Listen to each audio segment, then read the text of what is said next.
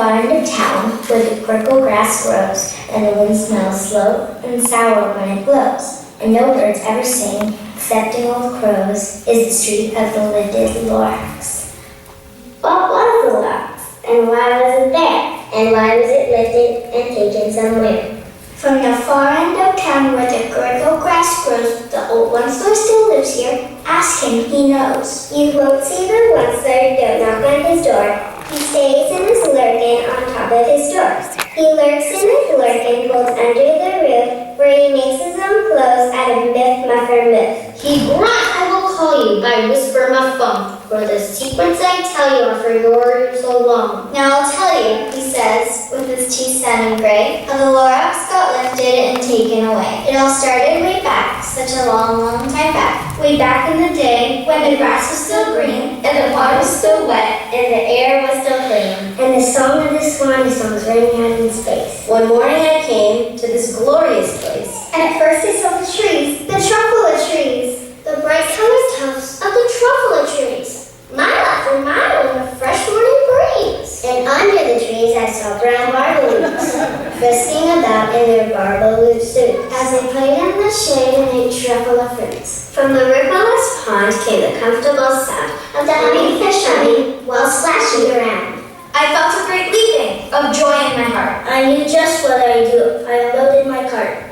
In no time at all, I had built a small shop. Then I chopped down a truffle tree with one chop. And with great skillful skill and with great speedy speed, I took the soft tuft and I kneaded with knead. The instant I finished, I heard a gazong. I looked, I saw something pop out of the stump. The tree I chopped down was sort of a man. Describe him, that's hard. I don't know if I can.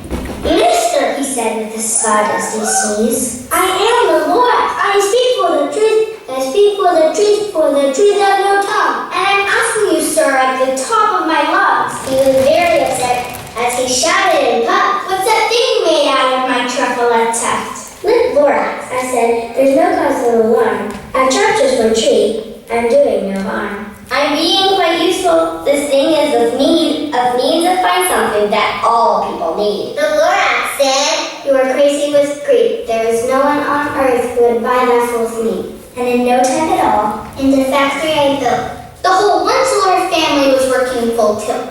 We were all knitting leaves just as busy as bees, to the sound of the chopping of truffle trees. And oh baby, oh, my business did grow.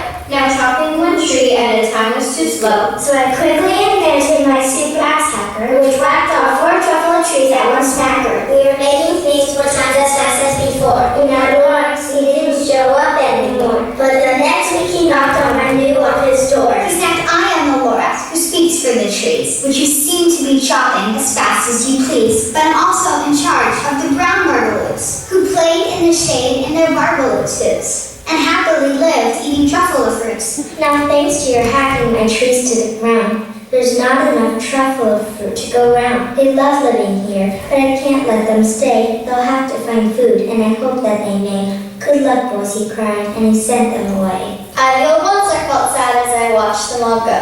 But business is business, and business must grow, regardless of barbaloo tongues, you know. I meant them no harm, I most truly did not. But I had to grow bigger, so bigger I got.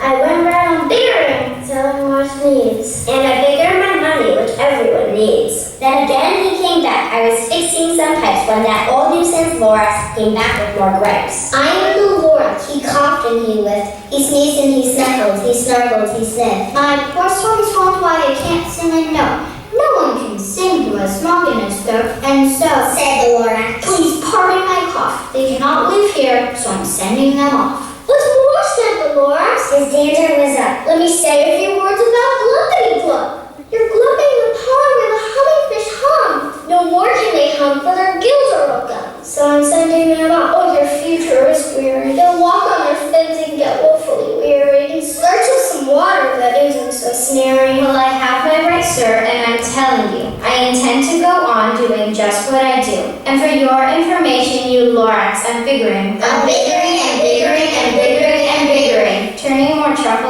trees into needs, which everyone needs. And at that very moment, we heard a loud whack. From outside in the fields came a sickening snap of an axe on a tree, then we heard the tree fall. The very last truffle tree of them all. No more trees. With me. No more work to be done. So in no time, my uncles and aunts, everyone, all waved me goodbye. They jumped into my car and drove away under the smoke-smothered stars. Now all that was left me the belt-morning sky was my big empty factory, the Lorax, and I. And I'll never forget the grim look on his face when he hoisted himself and took leave of this place through the hole in the smoke without leaving a trace. And all that the Lorax left here in this mess was a small pile of rocks with one word, unless. Whatever that meant, well, I just couldn't guess. But now, says the once-layer, now that you're here, The word of the Lorax seems perfectly clear, unless someone like you cares a whole awful lot.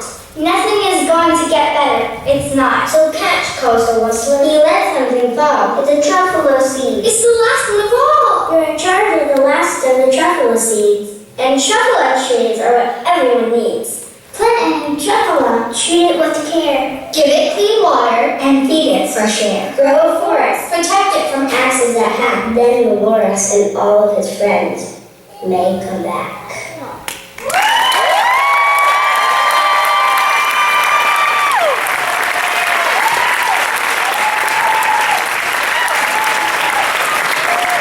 Ladies and gentlemen.